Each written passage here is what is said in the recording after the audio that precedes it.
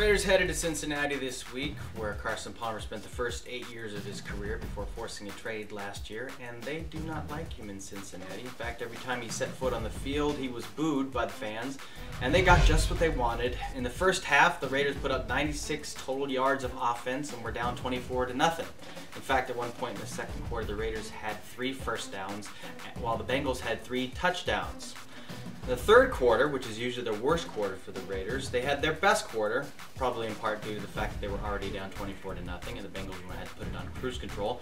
However, the Raiders did hold the Cincinnati offense to 4 straight 3-and-outs and added 10 points of their own to make it interesting to come within 2 touchdowns. But that's the closest they got, because as soon as the fourth quarter began, that's when everything went bad, and it was 3 main big issues that happened. First off, the first play, Carson was stripped, and the Bengals took over and added a field goal. The second one was a phantom clipping call on Mike Brazel, which called back a big screen play to Marcel Reese that would have put the Raiders in scoring position.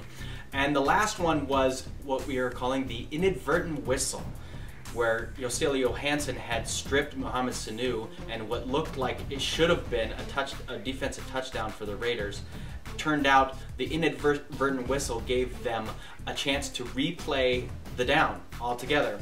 And that right there was a 17-point swing, because on the next play after the would-be touchdown was called back, the Raiders were so angry that that Lamar Houston sacked Andy Dalton after a false start, and it caused a big scrum where 3 players were ejected, and the Bengals drove right down the field to score another touchdown and really put the game away for the final score of 34-10.